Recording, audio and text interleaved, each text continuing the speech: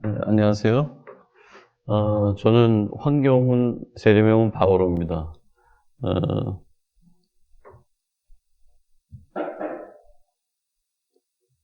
그 문학사라고 그러죠. 학사는, 대학교 때는 문학을 전공했고요. 영문학을 했고, 그 다음에 석사는 신학인데 주로 이제 토착화 신학이라고 얘기하죠.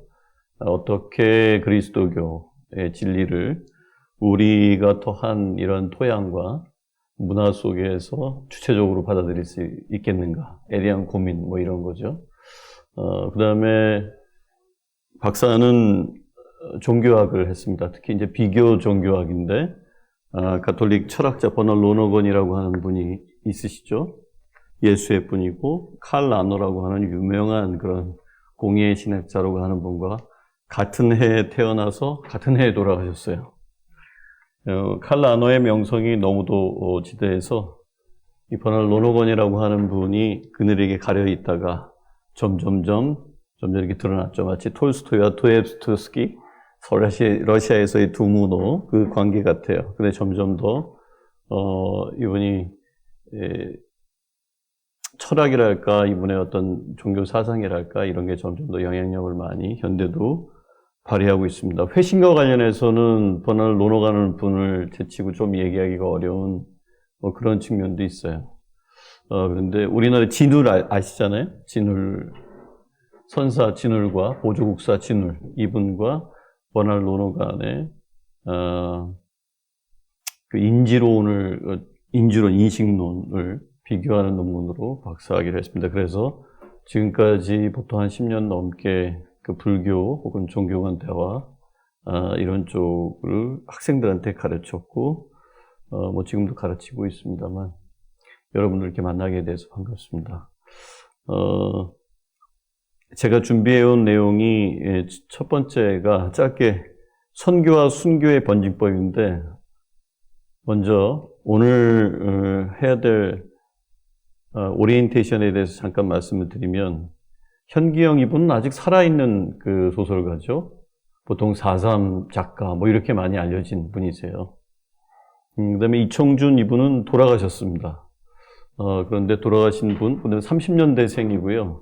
현기영 이분은 굉장히 앞이지만 40년대생입니다. 근데 제가 앞에다가 현기영을 배치해 놓은 이유가 있겠죠. 그건 차차 말씀드리기로 하고, 이청준, 그 다음에 이문열은 뭐 너무 잘 알려진 그런 분이고, 그 다음에 최임순과 박성환이 두 분은 불교와 무교를 조금 더 소설적으로 다른 곳을 찾아서 여러분들한테 말씀을 드리기 위해서 좀 실험적이지만 이런 분들의 소설을 뽑았습니다. 그 다음에 한강, 잘 알려진 아버지가 한승원이라고 하는 그것도 유명한 소설가예요. 아재 바라아재 혹시 들어보셨어요? 영화가 유명하잖아요. 유인촌. 그때만 해도 참 좋아했는데 요즘은 잘 안 좋아지게 되는 그런 분이기도 한데, 뭐 저는 한 10번도 한 100번 정도 봤나? 너무 좋아서. 진리에 대한 탐구도 좀 시대별로 제 스스로를 돌아보면 좀 다른 것 같아요. 근데 아버지 한승원의 어떤 그런 소설과 구도에 대한 열망, 그런 것들이 잘 녹아난 그러한 소설, 아재 바라아재. 그것을 또 영화에 놓은 복명의 영화. 너무 좋아요. 그래서 그걸 봤는데 딸인 한강이 그 채식주의자라고 하는, 역시 동일한 맥락에서 구원이라고 하는 키워드를 가지고 생각해 볼 수 있는 소설이기도 하거든요. 어떻게 해석을 하든 간에 뭐 다를 수 있겠지만 굉장히 다른 차원에서 아버지를 훨씬 더 뛰어넘는, 제가 보기엔 그래요. 조금 아버지한테는 뭐 일치월장이라, 청출하라는 말도 있으니까 용서가 되길 바라고, 장유진은 지금 이제 막 30대 갓 넘어서 40대로 이제 향하는 신예고, 창비 신인상을 통해서 일의 기쁨과 슬픔이라고 하는 소설집으로 데뷔를 한 소설가입니다. 감각의 혁명이라고 얘기할 수 있는 소설들을 써냈고, 거기에서 이제 보여지는 그런 소설들을 함께 읽어가면서 어떻게 우리가 일상적인 하나님의 체험, 일상 속에서의 체험, 이런 거를 얘기를 하는데, 어떻게 얘기할 수 있을까? 뭐 그런 걸 함께 생각해 보면 좋을 것 같고요. 김금희는 이름 인천 분들이 많은데 인천 출신이에요. 인하대를 나왔고 인하대에도 좋은 국문학과 교수가 있습니다. 창작과 비평의 그 최은식 교수 같은 사람. 지금 은퇴하셨지만은 뭐 홍정선이라든가 뭐 꽤 이런 분들이 있어서 그 영향을 받았는지 몰라도 굉장히 출중한 경애의 마음 이런 걸 보면 쭉 내려오는 시막, 그러니까 우리 마음의 어떤 그런 공부, 사람의 마음이라는 게 어떤 것인가에 대한 것들을 좀 더 깊은 차원에서 저희한테 알려주고 있고, 저는 이 문학이 시대성을 잃지 않게 그 종교를 끊임없이 체근하고, 또 종교의 눈으로 문학을 본다는 것은 다른 사람이 보지 못하는 그런 구원의 다른 깊이, 혹은 종교적인 그런 종교성이 다시 한번 문학을 다시 한번 읽음으로써 저희가 조금 더 깊은 차원의 어떤 것을 만날 수 있지 않겠는가, 뭐 그런 생각을 하게 됐고, 아마 이게 같은 주제로 세 번째 강의인 것 같아요. 하나는 한국그리스사상연구소라고 하는 곳에서 작년에 한 네 번째군요. 거기서 두 번 정도 했고, 여기에서 그 다음에 상봉동 성당이라고 저쪽 있잖아요. 끄트머리, 서울. 거기서 한번 본당에서 10주에 걸쳐서 했네요, 거기는. 그리스사상연구소도 10주에 걸쳐서 했고, 여기는 이제 8주에 걸쳐서 하게 됩니다.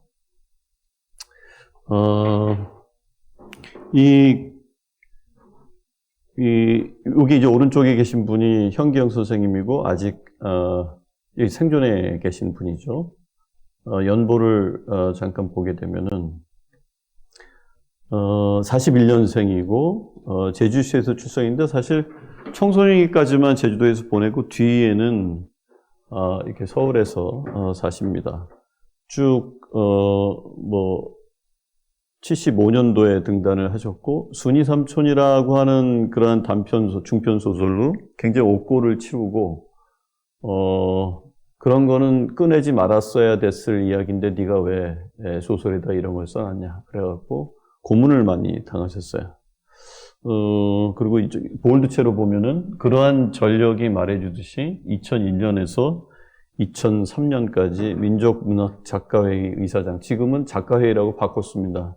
21세기에 무슨 민족이냐 뭐 이런 담론에 대한 저항들이 좀 있었던 것 같아요. 그래서 작가회의로 바꿨는데 거기에 이사장도 하시고, 친일명사전 편찬위원회 지도위원도 하셨고, 4.3 항쟁 바통으로 쓴 순이 삼촌으로 인해서 중앙정보부에 끌려가서, 중앙정보부 하면은 뭐 안기부 전이니까 박정희 그 전 대통령이 있었을 때죠.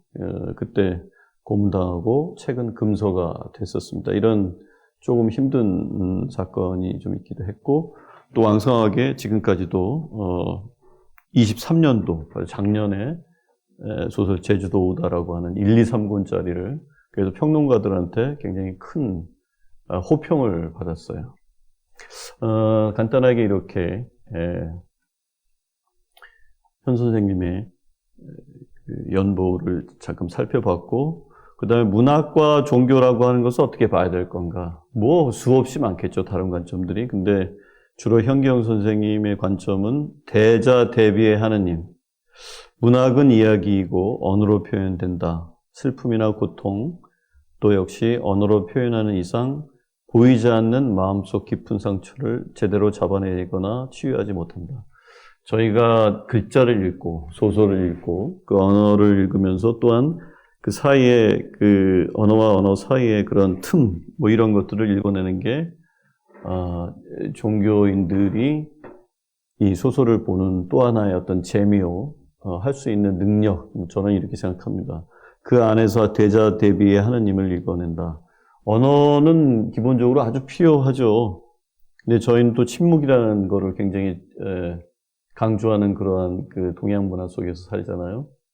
언어는 존재의 집이다. 뭐 이렇게 얘기를 한다면, 뭐 침묵은 존재의 자궁이다. 뭐 이렇게 또 누가 멋지게 얘기를 했더라고요.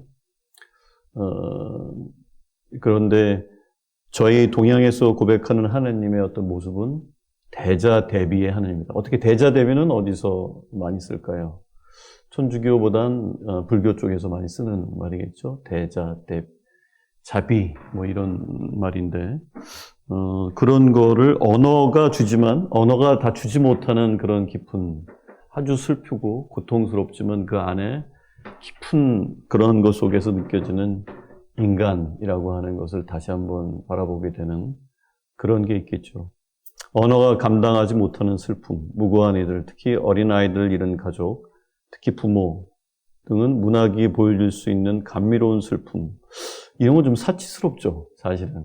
이런 거를 조금 더 극복하려고 애썼던 게 그 60년대 창작가 비평이 만들어지면서 했던 민족 리얼리즘이라고 할까요? 민족주의 혹은 리얼리즘이었고 그 뒤에 한 4년 뒤인가요? 69년도에 그 탄생했던 문학과 지성이라고 하는 잡지가 생기게 되죠. 이른바 모더니즘을 표방하고 나온 그런 잡지인데 거기서 이제 무슨 주로 이제 인기를 끌고 몰았던 박인환 같은 목마숙녀 이런 분들입니다. 근데 어쨌든 저는 조금 더 현실을 문학 혹은 소설로 재현하는 데 있어서의 이런 감미로운 슬픔이라든가 이런 것도 있을 수 있겠지만, 사람의 언어로서 집어내지 못하는 그런 슬픔이나 모든 인간적인 감정들을 조금 더, 현실에 가깝게 그려내려고 하는 것, 이런 것이 현기영 선생님이 보려고 하는 문학이다. 이렇게 얘기할 수 있을 것 같습니다. 감미로운 슬픔이 아니라 그것을 넘어선 비통함. 이는 오직 대자대변한 하나님과 하나가 됨으로써 치유가 가능하다. 이게 이렇게 현기영 선생님이 말씀하시지는 않았죠. 이분에 대한 저의 해석이기도 한데요. 짧게 이제 코멘트를 하고 계신데, 저희 신축교환에 대해서 1901년에 있었던 이른바 신축교환 또는 이재수의 난. 이재수의 난이라고 혹시 들어보셨나요?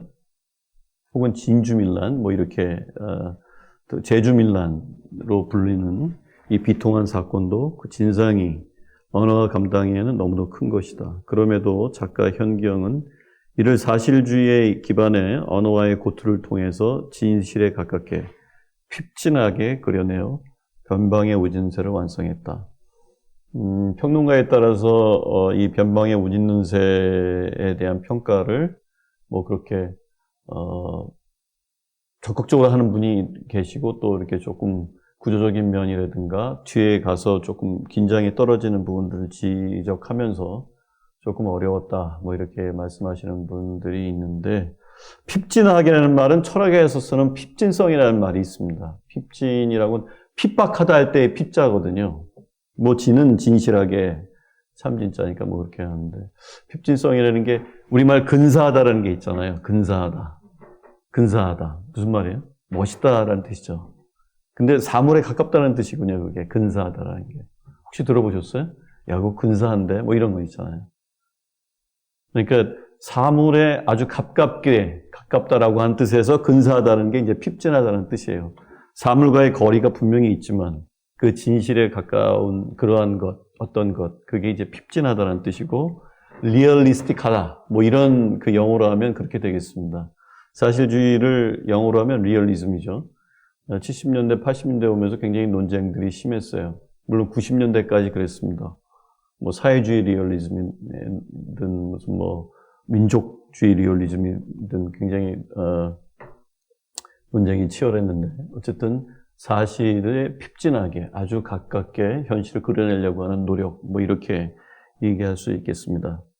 먼저 현기영 선생님의 소설을 보기 전에 선교와 순교의 문제를 다룬 작품으로 소설에서 꽤 많은 작품들이 있습니다. 먼저 그 한무숙 선생님의 만남이라고 하는 소설이 있어요. 조그만 문고본의 두 책인데 꽤 두꺼워요. 한 300페이지씩 될 것 같은데, 이 한무숙 선생님이 워낙 동양 쪽에 사상에 관심이 많고, 특히 무교 쪽으로 관심이 깊은 분이었는데, 그 정약용과 조카 정하상을 두 축으로 해서 이제 진행이 됩니다. 소설이.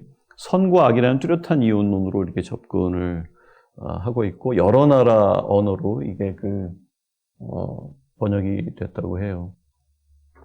가령 여기에서 이제 하느님에 대해서 얘기하는 대목을 한번 보면 파란 그 부분을 한번 봐주시면 되겠어요. 난 밤하늘을 볼 때마다 천주의 지능하심과 지선하심을 사모쳐 느낀단다. 보아라 저 정연한 하늘의 모습을 해와 달, 낮과 밤 그리고 저 많은 별들이 지키고 있는 자리들을 누군가 지고하신 주제자 없이 저토록 어김없이 이 엄숙한 법칙이 지켜줄 수 있겠느냐. 내 힘으로는 아무리 힘써도 천주를 찬양할 말을 다 못하겠다. 이 신론이라고 하는 그 노인네가 이 작가에 따르면은 그냥 거린이나 진배 없는 노인, 그 밖에 손을 벗어나기 위해서 도망 다니는 그런 노인네인데 그 노인의 그 입에서 나오는 하느님에 대한 그러한 묘사랄까 어떤 신심이랄까 이런 게 굉장히 놀랍다라고 하는 것을 지금 얘기하고 있는 거죠. 그러니까 이게 이른바 그 자연 속에서 드러나는 하느님, 그 자연신앙 비슷한 건데, 그걸 사실 저희도 뛰어넘었다고 보기는 좀 어렵죠. 그러니까, 그런 측면에서는, 저희도 이제 이런 수준에 머물러 있다. 근데 이거보다도 더 깊이 나아가면 좋겠다라고 하는 게 이제 제 생각이고, 그래서 하느님이 천주의 지능, 전지전능하다 할 때의 그런 말이죠. 지선, 지고지선하다 할 때의 지선. 무시무종하다. 이렇게 세 개로 하느님을 고전적으로 우리나라에서 지고지선, 아주 지극히 높으시고, 선하시다, 착하시다. 무시무종, 시작도 없고 끝도 없다. 그 다음에 전지전능. 모르는 거죠. 또 하나가 뭐가 있을까요? 없는 곳이 없이 계신다. 그게 뭐죠? 네? 무소부재. 네, 무소부재 고맙습니다. 무죄무사하신. 이렇게 이제 전통적으로 하나님을 그렇게 묘사를 하죠. 근데 이 신노인은 그거를 이제 자연의 운행에 빗대서 이런 말씀을 하시고 계신 거죠. 기문을 또 접어놓고 우리가 얘기를 할 수가 없죠. 기문의 흑산이라고 하는 것은 지하철 타고 가다 보면 절두산 거기에 얽힌 그런 정약종과 황사영을 중심으로 해서 이야기가 전개가 됩니다. 기문책 보시면 혀가 내둘러질 정도로 유려합니다. 그러니까 이건 역시 마찬가지고 정약종과 황사영을 중심으로 해서 하나는 유배를 당하고 하나는 참수를 선택이 되죠. 그래서 삶 또는 죽음을 선택하는데 이 기문의 흑사는 어떤 쪽을 선택해서 편들어서 이게 더 중요하다라든가 그러질 않고 있다. 항우나 여기서 보자면 왕이 탄식하는 부분, 천주교를 접하고 충돌이 어떤 양상으로 이제 특히 부모의 제사상을 걷어차버리고 그거에 대해서도 여러 설이 있습니다만 윤지충의 이른바 진산 사건이라는 게 있었죠. 그걸 이제 접하고 이제 왕이 탄식을 합니다.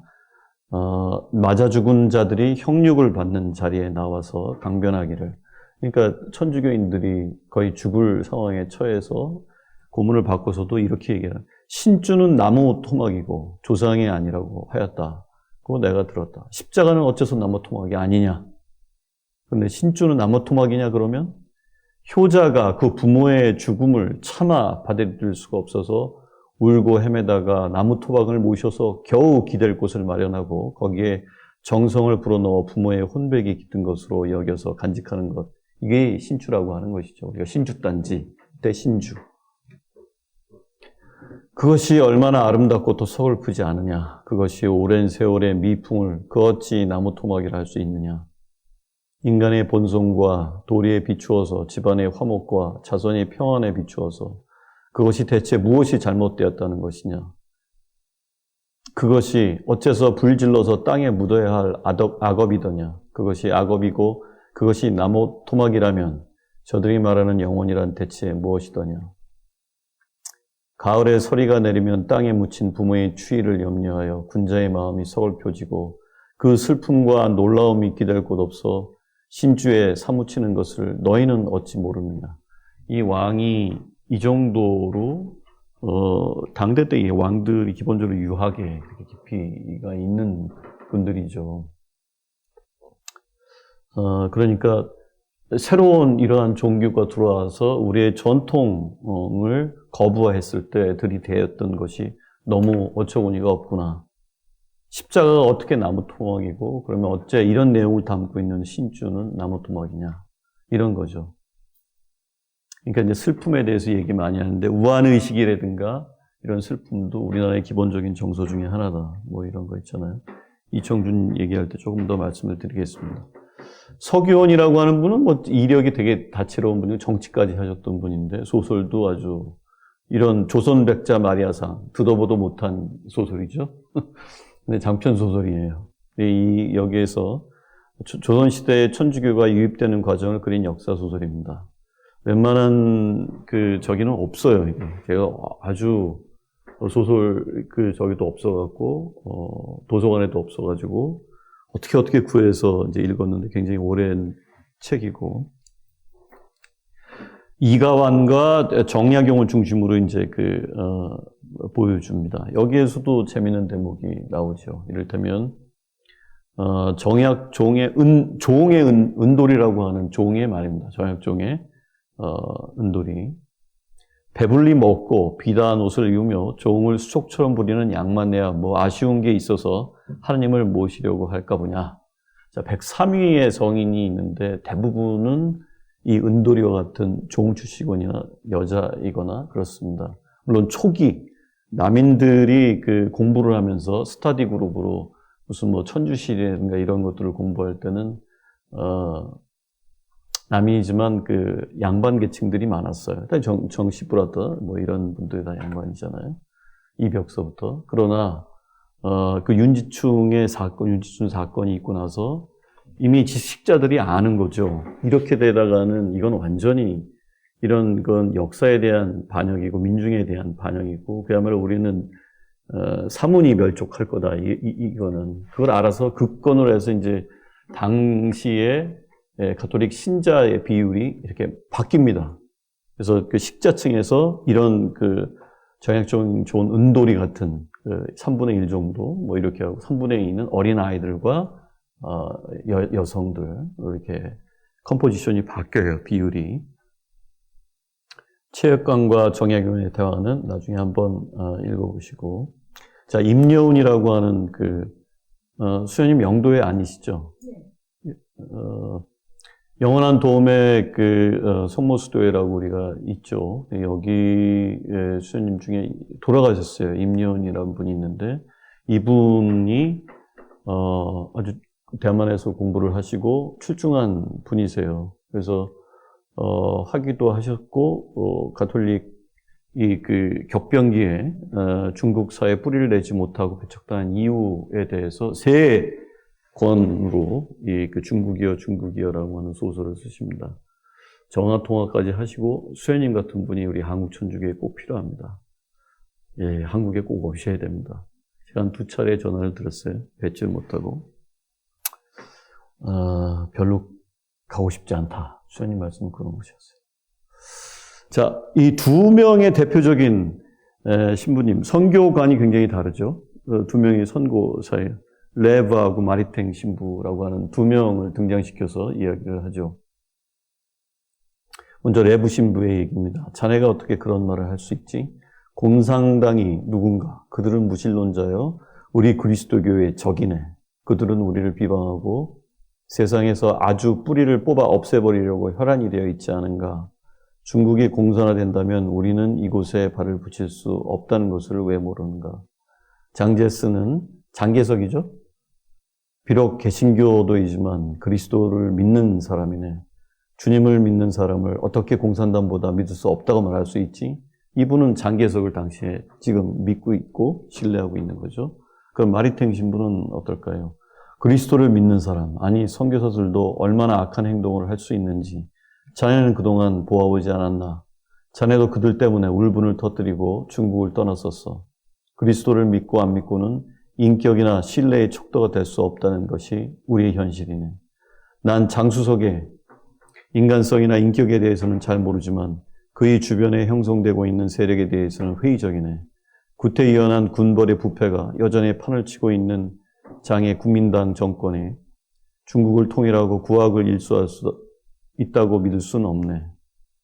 이게 그러니까 저희 변방의 우짖는 새와 연관이 되기 때문에 이게 그때 이제 의아단 사건과 연관이 됩니다. 직접적으로 우리나라하고 연관이 되는 건 아닌데 당시에도 선교사의 힘, 불란서의 힘을 업은 선교사들이 얼만큼 반민중적이었는가를 여실히 이제 보여주는 그런 대목이기도 하거든요. 자, 이제 변방의 우짖는 새로 들어보겠습니다. 혹시 이 소설을 읽으신 분? 다 읽었어요? 그러니까 이 소설은 한마디로 얘기하면은, 이 제주도에서 일어난 일입니다. 1901년도에 일어났다고 그랬고, 그 사이에 1880년대, 요때, 86년에 한불조약이라는 걸 맺게 되죠. 보호해주겠다는 명분으로 이제 불란서가 이 조선의 개방을 요구하고 함대까지 끌어들이고 막 이러죠.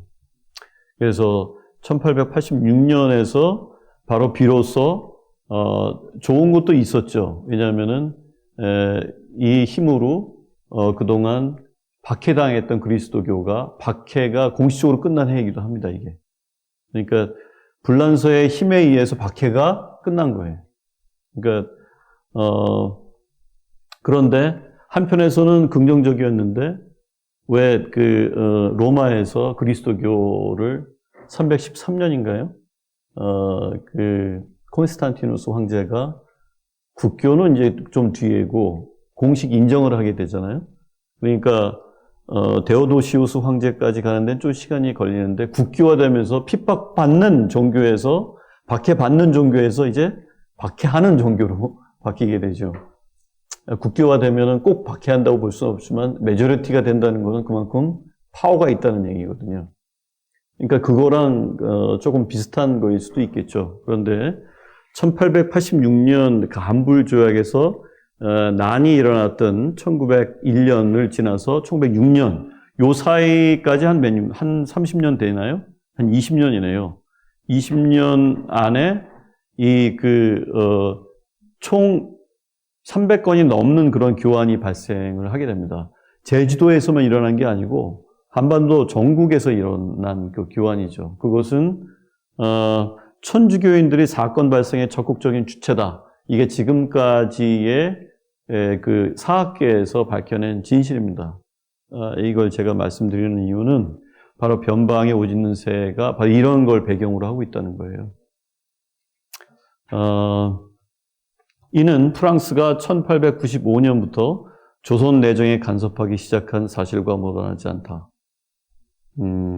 그리고 이제 이동화라는 분이 평론가인데 미텔 주교님이죠. 당시 조선과 프랑스는 미텔이라고 하는 주교님을 통해서 프랑스 정부와 한국 그때 이제 조선이죠.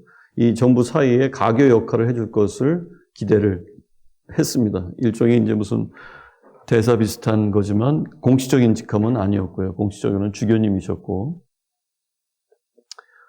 그런데 이제 그런 지위를 이용해서 이 미텔 주교님은 천주교인과 비신자 사이에 대립이 있을 경우에 덮어놓고 천주교인 편을 들어서 사건에 개입하는 그러한 태도를 보였다. 그래서 당시에 조선에 와 있던 다른 그런 선교사, 외국인 선교사들도 대부분 미텔 주교님과 같은 이런 행동 방식과 일치하는 면모를 보였다.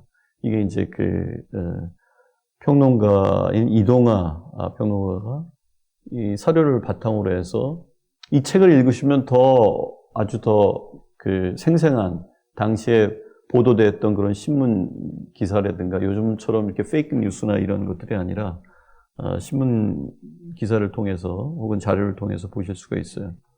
이 이재수의 난이라고 오른쪽에 본 거는 있는 거는 이게 영화로도 만들어졌어요. 그래서 요게 혹시 누군지를 아세요? 이거 아니, 저 왼쪽에 맨 왼쪽 사람이 누군지 아세요? 이정재예요. 이정재가 초기, 그러니까 그 모래시계에 나오고 거의 조금 뒤에 아직도 발연기를 할 때입니다. 근데 오스카상을 타서 이제 손연기하는 배우를 일취월장하기 위해서는 이런 과정들이 있는데, 이게 흥행에는 실패했어요. 그랬는데, 어쨌든 중요한 건 변방에 옷 입는 새라고 하는 소설과 그 다음에 영화로도 만들어져서 실상을 알리게 되었다. 이런 거죠. 자, 현경의 초판 서문에서 이렇게 얘기를 하고 있습니다. 건압운동, 그러니까 이제 납세 거부 운동으로 시작했던 이 밀란. 그러니까 이거는 먼저는 조선 정부에 대한 저항이었습니다. 너무나 이런 핍박, 그다음에 세금에 대한 그런 엄청난 수탈 이런 것 때문에 살 수가 없었어요. 이 제주도에서 민중들이. 그래서 그걸로 시작이 된 거죠. 그래서 방성칠의 난이라고 앞에 한 중간 부분은 그런 방성칠의 80대 노인장인데 키가 85 정도 되고 지금의 새 장수가 나왔는데 도저히 먹고 살기 어려웠고 도저히 죽을 것 같아서 그야말로 이 밀란의 어떤 지도자가 된 거죠. 앞부분은 그 방성칠의 난이고 뒷부분이 이재수의 난으로 이제 책이 구성이 됩니다만 이 건압운동으로 시작된 이 밀란에서 어째서 수많은 천주교인이 희생당해야 했는가 이렇게 이제 서문에서 묻고 있습니다. 관에 의한 천주교 박해가 막을 내린 지 20여 년이 지난 세월에 어째서 관이 아닌 민간에 의해서 그러한 불상사가 저질러졌는가? 그것이 과연 천주교 측이 주장하듯이 박해인가? 아니면 마을 촌로들이 말하듯이 의거인가? 교난이냐? 이 교회가 가톨릭이 어려움에 처하고 공경을 받은 것이냐? 박해를 받은 것이냐? 아니면 종교가 주체로 해서 난동을 피운 것이냐? 이런 질문들을 하고 있죠. 역사 또는 종교, 이 신앙의 관계를 어떻게 보느냐 이거에 따라서 이 책을 보는 관점이 달라질 수도 있겠습니다. 이건 여러분들의 몫이고요. 이거를 그래서 지금까지의 이 신축 항쟁을 바라보는 관점은 신축 교난 혹은 신축 교란, 그다음에 신축 제주 항쟁. 그래서 120주년 2021년도가 이제 120주년 되는 해였어요. 그때에 기념 사업회가 이렇게 만들어지고 이 신축 항쟁 120주년 기념 사업회가 만들어졌는데 거기에 기본적인 입장이 신축 제주 항쟁이라고 하는 말이고 신축 교난도 아니고 교란도 아니고 3번에 신축 교안 혹은 제주 교안이 한국 천주교의 공식적인 입장입니다. 무슨 사건 할 때의 그런 건조한 안이라고 보시면 되겠어요. 앞서 말한 것처럼 이재수 난의 배경은 이런 것이죠. 그러니까 1886년 조불수호 조약 이 체결되면서 천주교는 포교의 자유를 얻게 된다. 말씀드린 대로 박해가 끝났다 이거죠.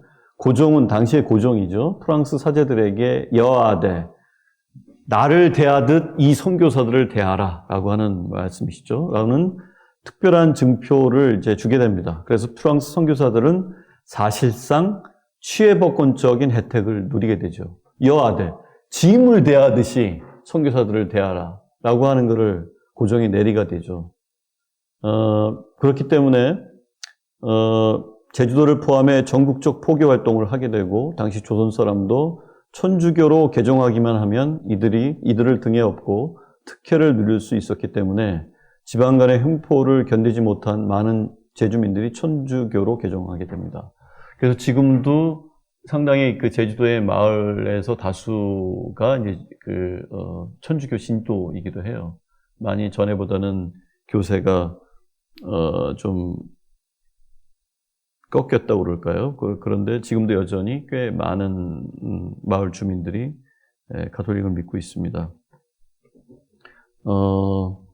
이런 폐해에 대항하기 위해서 조직적으로, 물리적으로 대항하기 시작했고, 그런데 일부 신도들이 마을 유진 훈장과 이 친지들을 잡아다가 교당에 가두고 고문하다가 죽이는 사건이 발생하게 됩니다.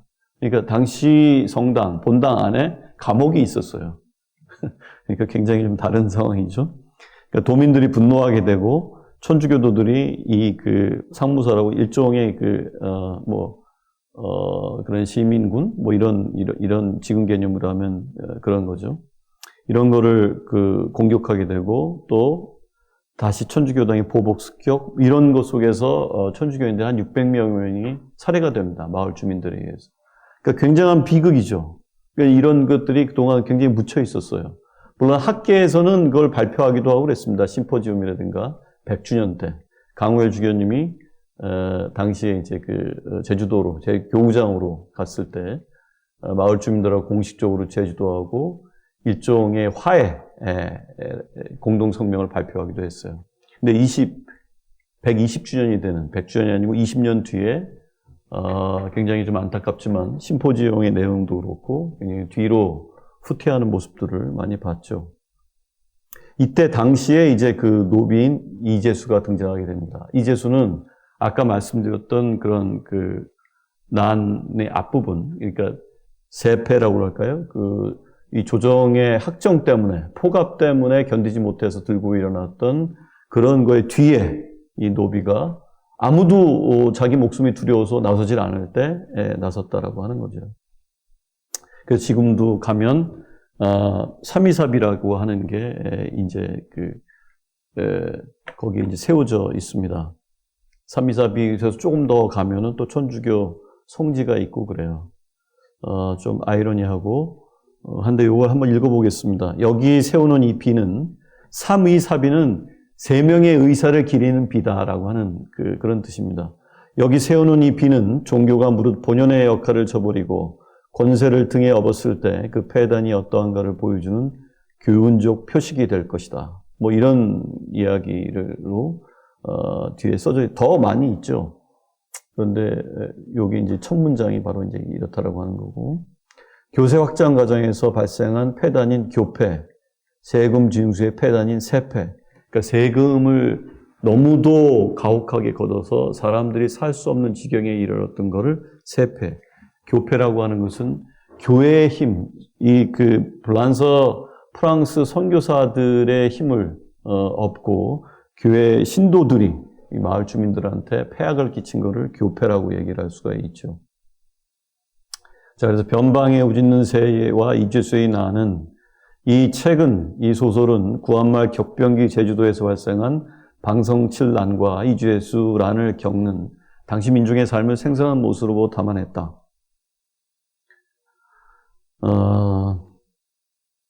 이재수란은 식민지적인 한반도 정세하에서 프랑스 천주교의 교세 확장과 그에 따른 폐단, 광무 정권의 조세 수탈이 강화되는 상황에서 일어나는 사건이다. 1900년 전후 발생한 단일 민중 항쟁으로는 양적으로나 질적으로나 이 이재수란이 가장 고양된 사건이었다.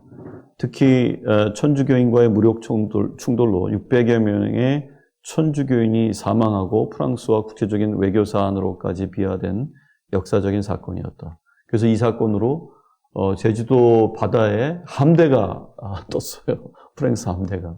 그러니까 겁주는 거죠. 그러니까 이런 황사영이 죽고 뭐 이 뒤에 이런 일들이 이제 벌어진 것을 소설에다 담은 거죠. 이재수라는 변방에 우짖는 새가 발표되기 전까지는 천주교 측과 국가에 의해서 제주 민중의 폭력적인 봉기가 였고 그로 인해서 발생한 천주교 측의 희생 이런 것들이 알려지지 않았다라고 하는 거죠.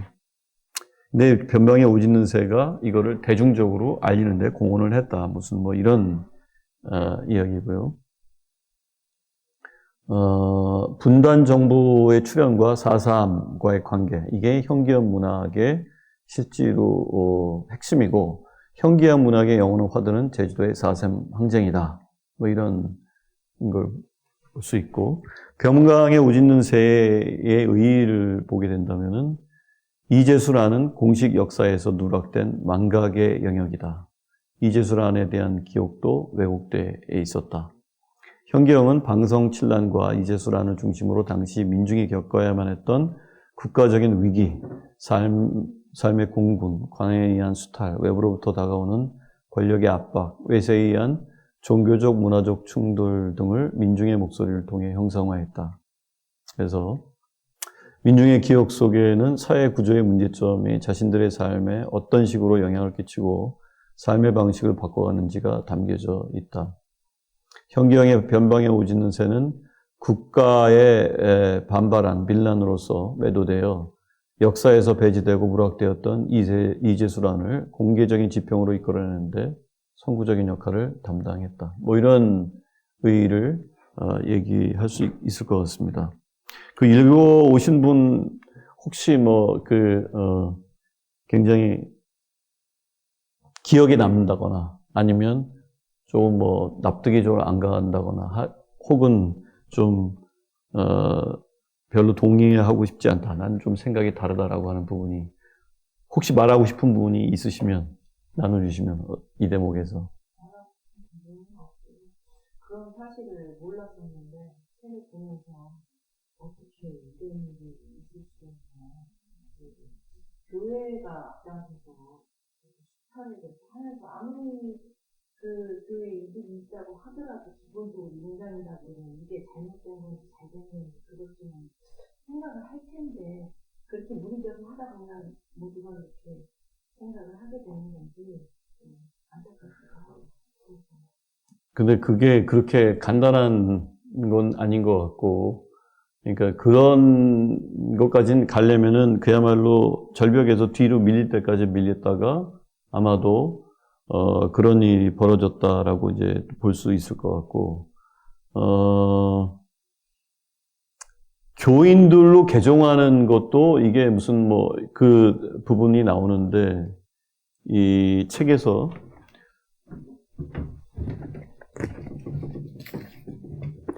그러니까 개종하는 부분에 대해서 한번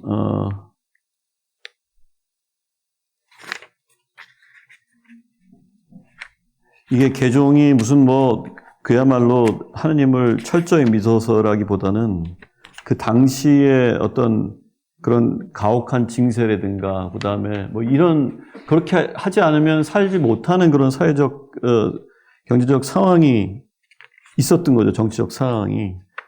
지금 이게 찾지를 못하겠는데, 예, 그런 부분이 굉장히 작동을 했을 것이다. 그래서 이 세패라고 하는 거, 아까 말씀드렸지만 이 세금을 얼마나 가혹하게 걷었으면 그랬을까에 대한 부분들이 이제 나오죠. 그래서 당시 마을 주민들, 민중들이 그런 의식은 어땠었는지 한번 보면, 이 답답한 사람아 여태 잠자코 있다가 기껏 한다는 소리가 그건가?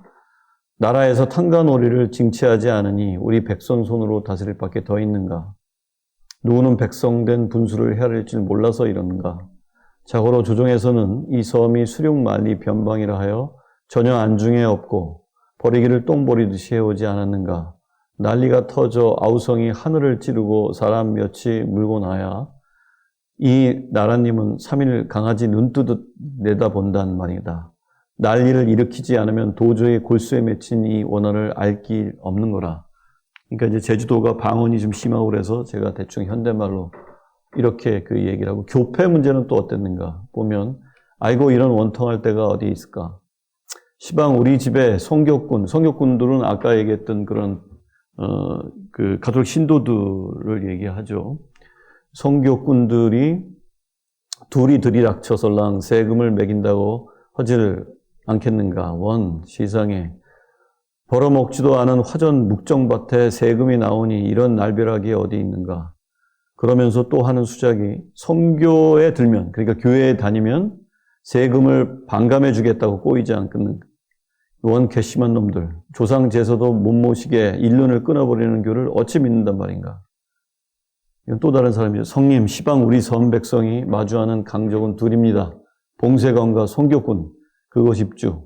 나라가 이 생민을 보호주기는커녕 도리어 봉쇄관을 내려보내 송교꾼과 야합시켜 침탈을 일삼는 마당에 백성이 살 도리가 있습니까?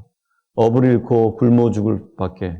굶어 죽으나 총칼에 맞아 죽으나 죽기는 매일반이라 그겁니다. 아니 그렇지 않습니까? 뭐 이런 대화 내용인데 이제 교폐 문제를 잘 드러냈던, 여기서 보면 그냥 세금 따로, 세패 따로, 교폐 따로가 아니고 이런 문제들이 섞여 있다라고 하는 것들을 인식하고 있다는 걸 보여주죠. 그러니까 송교꾼과 야합시킨다라는 그 표현을 하고 있죠. 이 관이. 그러니까 세금을 걷는 거하고 이게 송교꾼들의 그러한 그 행패가 그때 이제 교권과 그야말로 스테이트 파워의 정치 권력이 야합해서 당시의 민중들을 수탈하고 압화하는 구조였다라고 하는 게 이런 데서 이제 나타난다고 볼 수가 있겠죠.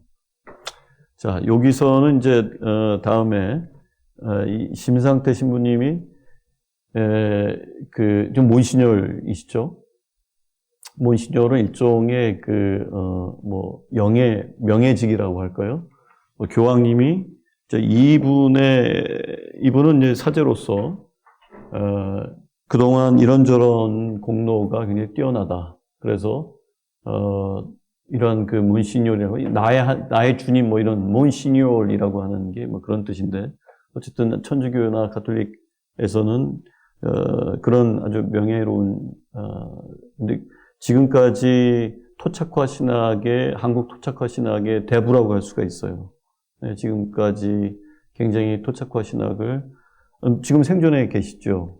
널리 알리고 그 깊이도 아주 깊은 분이십니다. 이분을 중심으로 그동안 조상 제사 금령과 순교, 그러니까 순교를 저희는 그냥 하느님을 믿어서 박해에 무릅쓰고 했다라고 하는 것을 조금 더 역사적이고 거시적인 차원에서 그것은 조상 제사를 금하라고 하는 바티칸의 그러한 금령, papal bull이라고 하는 그런 강력한 지침이 있었기 때문에 그런 순교가 더욱더 그렇게 아주 극악한 형태로 이루어지게 될 수밖에 없었다라고 하는 게 이 심상태 몬시뇰의 주장이고, 그래서 앞으로의 그러한 순교와 선교의 어떤 미래적인 그런 관점을 위해서 교황청이 이거에 대해서 사과해야 된다, 이런 걸 공식적으로 제기를 했던 분이시기도 합니다. 요건 10분 쉬고 다음 시간에 그 뒷부분 말씀을 드리겠습니다. 10분 쉬겠습니다.